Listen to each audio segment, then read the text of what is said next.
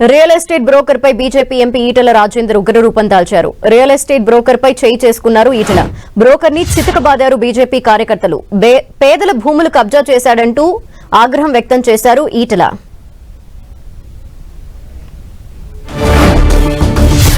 మేడ్చల్ జిల్లా పోచారంలో real estate broker పై BJP MP Etela Rajender ఆగ్రహం వ్యక్తం చేశారు.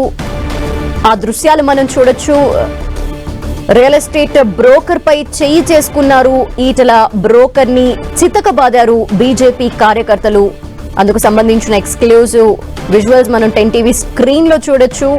పేదల భూములని కబ్జా చేశాడన్న ఆగ్రహంతో బీజేపీ ఎంపీ ఈటెల అతనిపై చేయి చేసుకోవడం మనం స్క్రీన్ లో చూడొచ్చు. ఆపై బీజేపీ కార్యకర్తలు అతన్ని చితకబాదుతున్న దృశ్యాలు మనం స్క్రీన్ లో చూస్తున్నాం. పేదల భూములు కబ్జాకి గురయ్యాయన్న ఆగ్రహాన్ని వ్యక్తం చేశారు ఈటెల.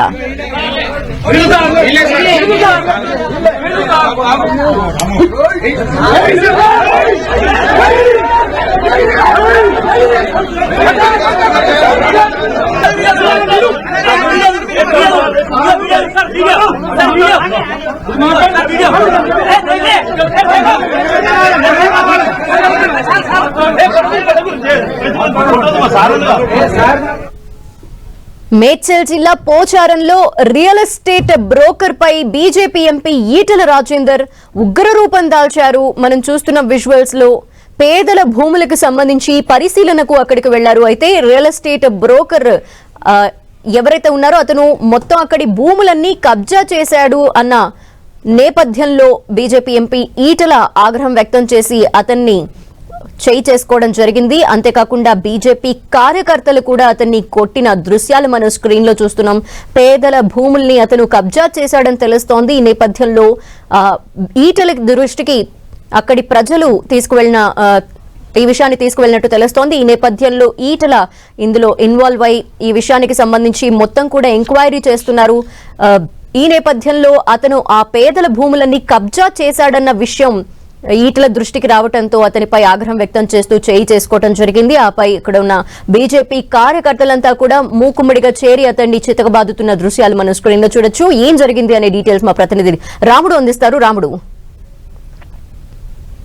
నారపల్లి కొర్రేముల గ్రామాల పరిధిలో ఉండేటువంటి ఈ భూములకు సంబంధించి లేఅవుట్స్ విషయంలో తేడాలు ఉన్నాయి. గతంలో అమ్మినటువంటి వాళ్ళు కానీ అదేవిధంగా మళ్ళీ ఇప్పుడు కొత్త లేఅవుట్ వేసినటువంటి వాళ్ళు ఈ భూములకు సంబంధించి దాదాపు 40 నుంచి 50 మంది వరకు ఇబ్బందులు పడుతున్నారు. వాళ్ళకందరికీ కూడా మద్దతు తెలిపేందుకు వెళ్ళినటువంటి BJP MP Malkajgiri MP Etela Rajender ఆయన కోపంతో రగిలిపోయినటువంటి పరిస్థితి ఉంది. మనం చూడొచ్చు పక్కనే ఉండేటువంటి రియల్ ఎస్టేట్ బ్రోకర్లు ఎవరైతే ఉంటారో వాళ్ళపై చేయి చేసుకున్న దాన్ని చూస్తున్నాం. అంటే బాధితుల పక్షాన ఉండి వాళ్ళు చెప్పినటువంటి బాధలు, వాళ్ళు అక్కడ ఖర్చు చేసినటువంటి డబ్బులు, వాటన్నిటి విషయం తెలుసుకున్నటువంటి ఆయన ఒక్కసారిగా కోపానికి గురయ్యారనేది మనం చూడొచ్చు. ప్రధానంగా 140 ఎకరాల ఖాళీ భూమిలో ఉన్నటువంటి ఈ స్థలాన్ని కబ్జా చేస్తున్నారనేది ఫిర్యాదు.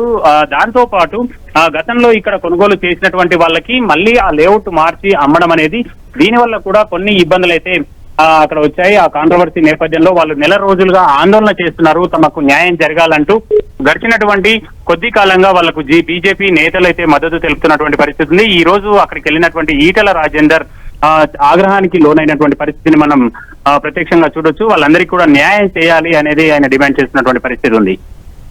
మొత్తం ఎంత భూమిని అతను ఆక్రమించినట్టు తెలుస్తోంది? దీనికి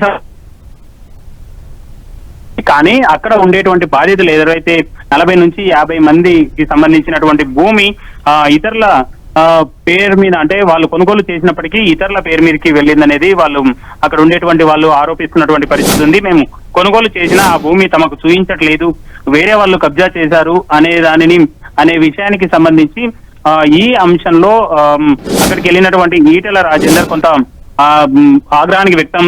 ఆగ్రహానికి గురైనటువంటి పరిస్థితి. రియల్ ఎస్టేట్ బ్రోకర్ పైన అయితే ఈటెల రాజేందర్ చేయి చేసుకున్నాడు. ప్రధానంగా అక్కడ ఉండేటువంటి బాధితులను చూస్తే చాలా కాలం కష్టపడి తాము ఈ భూములు కొన్నాము, ఇప్పుడు ఈ విధంగా కబ్జాలకు గురి కావడం పైన అయితే వాళ్ళ ఆందోళన వ్యక్తం చేస్తున్నటువంటి పరిస్థితి ఉంది.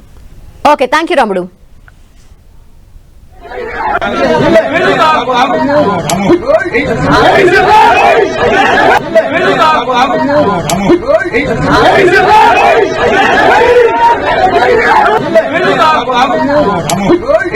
Hey!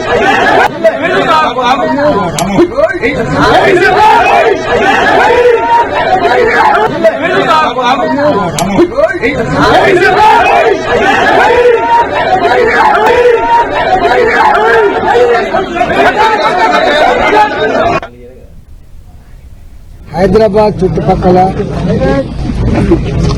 30 ఏళ్ల క్రితం 40 ఏళ్ల క్రితం చిన్న ఉద్యోగాలు చేసుకునే వాళ్ళు, చిన్న వ్యాపారం చేసుకునే వాళ్ళు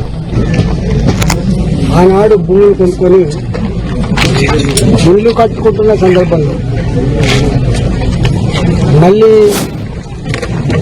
నాకు వేరే రిజిస్ట్రేషన్ ఉందని చెప్పి దొంగ డాక్యుమెంట్స్ సృష్టించుకొని పోలీసు వాళ్ళని మేనేజ్ చేసుకొని రెవెన్యూ అధికారులను మేనేజ్ చేసుకొని పేదలు కట్టుకునేటువంటి ఇళ్ల మీద దౌర్జన్యం చేస్తున్నారు. మొన్న ఆరుంధతి నగర్లో, బాలాజీ నగర్, జవహర్ నగర్లో ఇట్లే చేస్తే మేము పోయొచ్చినాం. పేదలు వాళ్ళు 40 గజాలు 60 గజాలలో ఇల్లు కట్టుకునేటువంటి పేదలు వాళ్ళు 40,000 50,000 జమ చేసుకొని ఒక రేకుల షెడ్ వేసుకుంటే కూలగొట్టిపోతున్నారు. 50,000 రూపాయల నుంచి 2 లక్షల రూపాయలు ఇస్తే తప్ప పేదలు ఆ రేకుల షెడ్ వేసుకునే పరిస్థితి లేదు. దాని మీద నేను రెవెన్యూ మంత్రి గారితో మాట్లాడినా, కలెక్టర్ గారితో మాట్లాడినా, సిపి గారితో కూడా మాట్లాడినా. నేను 6 నెలలు అవుతుంది భారతీయ జనతా పార్టీ ఎంపీకి ఇక్కడ పిలిచి. 6 నెలల నుంచి ప్రతి నిత్యం కూల్చివేతల బాధలు తప్ప, పేదల కన్నీళ్లు తప్ప, నా ఇండ్లు కూలగొడుతున్నారు, నా జాగలు గుంజుకుంటున్నారు, నేను కాంపౌండ్ వాళ్ళు కడితే కూడా గుండాలు బెదిరిస్తున్నారు, మా కాలనీలలో కిరాయి గుండాలు లిక్కర్ సీసాలు తెచ్చుకొని తాకుండా మా మీద దౌర్జన్యం చేస్తున్నారు. ఎటుపోతుంది సార్ ఇది? ఇంత పెద్ద విశ్వనగరం అని చెప్తా ఉన్నారు, ఇంత గొప్ప పోలీస్ అని చెప్తా ఉన్నారు, పేదల ప్రాణాలకు రక్షణ లేకుండా పోతుందని చెప్పి కన్నీళ్లు పెడతా ఉన్నారు. నేను నా దగ్గరికి ఏకశిలా నగర్ కాలనీ వాసులు వచ్చి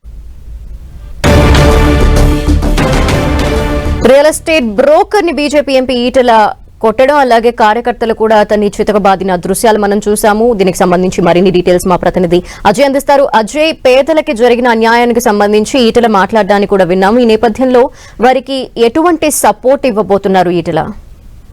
ఎంతవరకైనా వారి తరఫున కొట్లాడేందుకు మల్కాజ్గిరి ఎంపీ ఈటెల రాజేందర్ సిద్ధమైనట్టుగా మనకు ప్రస్తుతం అర్థమవుతుంది. ఆయన డైరెక్ట్ గా యాక్షన్ లోకి దిగడం జరిగింది. 2 రోజుల క్రితం పోచారం మున్సిపాలిటీ ఏకశిలా నగర్ సంబంధించినటువంటి కొంతమంది పేదలు ఆయన దగ్గరికి వచ్చి వాళ్ళ గోడును వినిపించుకున్నారు. మా భూములను కబ్జా చేస్తున్నారని, మేము కొనుక్కున్న కష్టపడి రూపాయి కూడబెట్టుకున్న భూములను వాళ్ళు కబ్జా చేస్తున్నారంటూ వారికి తెలియజేసినటువంటి పరిస్థితి. అయితే నేనే స్వయంగా వస్తే అక్కడ పరిస్థితి ఎలా ఉందో పరిశీలిస్తానంటూ వారికి హామీ ఇవ్వడం జరిగింది. అయితే ఈ మేరకే ఈ రోజు ఆయన అక్కడ ఎక్కడైతే స్థలాలు కబ్జా గురవుతున్నాయో అక్కడికి వెళ్ళడం జరిగింది.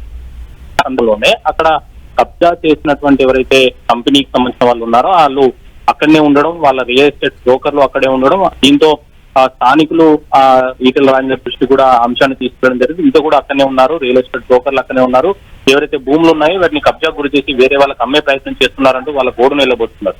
దీంతో స్వయంగా ఆయనే బ్రోకర్లతో మాట్లాడేందుకు వెళ్ళడం జరిగింది. అక్కడ వాళ్ళు మాట్లాడిన విధానం, ఈయన చెప్పిన విధానం తోటి వాళ్ళు స్పందించకపోవడం, వాళ్ళు మాట్లాడే విధానం కొంత రాశిగా ఉండడంతో ఏకంగా చేయి చేసుకున్నటువంటి పరిస్థితి. దాదాపుగా సౌమ్యంగా ఉంటాడు, అత్యంత సౌమ్యుడు, అసలు కోపానికే రాడు అనుకున్నటువంటి ఈటెల రాజేందర్ ఈ స్థాయిలో ఆగ్రహం వ్యక్తం చేసిందంటే వాళ్ళు ఏ స్థాయిలో కబ్జాలు గురి చేస్తున్నారు. అదేవిధంగా ఇక్కడ ఎవరైతే బాధితులు ఉన్నారో ఆయన బాధితుల పక్షాన నిలబడేందుకు, ధైర్యం కల్పించేందుకు స్వయంగా రంగంలోకి దిగినట్టయితే కొంత స్పష్టమవుతుంది. దాదాపు 1985లో నారపల్లి, కొర్రపల్లి గ్రామాల్లో పేదవాళ్ళు కంచెలు, జంగల్ భూములను కొనుక్కొని ఇల్లు కట్టుకుంటున్నారు. ఆ 149 ఎకరాల భూమిలో ఎవరైతే ఉన్నాయో వాటికి సంబంధించి ఇప్పటికీ అనేక సందర్భాల్లో రెవెన్యూ అధికారులకు, కలెక్టర్లకు, సిపికి, అక్కడ ఉన్నటువంటి మంత్రులకు సీఎం దృష్టి కూడా వివరాలతో ఉత్తరాలు రాసినప్పటికీ కూడా తాము కొనుక్కున్నది వారిది కాదు అని చెబుతున్నప్పటికీ కూడా దొంగ కాగితాలు సృష్టించి అధికారులను ద్వారా కాగితాలు సృష్టించారు ఎవరైతే ఉన్నారో వాళ్ళంతా కూడా కబ్జాలో గురి చేస్తున్నారు. అయితే ముందుగా వీళ్లను అనడం కాదు, అధికారులు ఎవరైతే ఈ దొంగ కాగితాలు సృష్టించారో ఆ అధికారులను జైల్లో పెట్టాలంటూ కూడా ఈటెల రాజేందర్ మాట్లాడుతున్నటువంటి పరిస్థితి కనబడుతుంది. తప్పు బ్రోకర్లది కాదు, అయితే అధికారులు ఎవరైతే ఉన్నారో అధికారులు ఇలాంటి పేపర్లు ఇవ్వడం వల్లనే ఈ రోజు దౌర్జన్యాలకు దిగాల్సిన పరిస్థితి, దౌర్జన్యాలకు దిగే పరిస్థితి బ్రోకర్లు ఉంటున్నారన్న ఒక ఆరోపణలు అయితే చేస్తున్నటువంటి పరిస్థితి కనబడుతుంది. ఎవరైతే పేదల మీద దౌర్జన్యం చేస్తే వాళ్ళ ఖబర్దారని హెచ్చరికలు చేస్తున్నట్టు కూడా స్వయంగా ఈటల రాజేందర్ మాట్లాడినటువంటి పరిస్థితి కనబడుతుంది. అయితే ఇక్కడ మనం ఒకటి గమనించవచ్చు, అత్యంత సౌమ్యుడిగా పేరున్నటువంటి అసలు కోపమే రాదు అనేటువంటి ఈటల రాజేందర్ ఒక వ్యక్తి పైన చేయి చేసుకోవడం మాత్రం ఖచ్చితంగా సంచలనం సృష్టించాలని అని చెప్పుకోవచ్చు. ఎందుకంటే ఆయన పేదల పక్షాన ఏ స్థాయిలో భరోసా కల్పించబోతున్నాడు, వారి కోసం ఎంతకైనా వెళ్లేందుకు సిద్ధమవుతున్న ఒక ఇండికేషన్స్ వాళ్ళకి ఇవ్వడం, అదేవిధంగా రియల్ ఎస్టేట్ బ్రోకర్లకు కూడా ఒక హెచ్చరిక లాంటిది చేయడం, ఇంకొకసారి వీళ్ళ జోలికి వస్తే ఊరుకునేది లేదు, ఎంతవరకైనా వెళ్తాను అన్న ఒక సిగ్నల్స్ ఇవ్వడం ద్వారా ఈ చర్యతో అయితే కొంత స్పష్టమైతే అవుతుంది. అయితే మరి దీనిపైన రియల్ ఎస్టేట్ కంపెనీ వాళ్ళు అయితే ఇప్పటి వరకు స్పందించలేదు. వాళ్ళు ఏ విధంగా స్పందిస్తారు, వాళ్ళు ఏమైనా ఎలాంటి యాక్షన్ అయినా ఈయనపైన తీసుకుంటారనేది మాత్రం చూడాల్సిన అవసరం అయితే ఉంది. మొత్తంగా పేదల పక్షాన మేము కొట్లాడతామన్న ఒక ధైర్యాన్ని మాత్రం ఈటల రాజేందర్ కల్పించినటువంటి ఘటన అయితే మనకు ఓకే, థ్యాంక్ యూ అజయ్.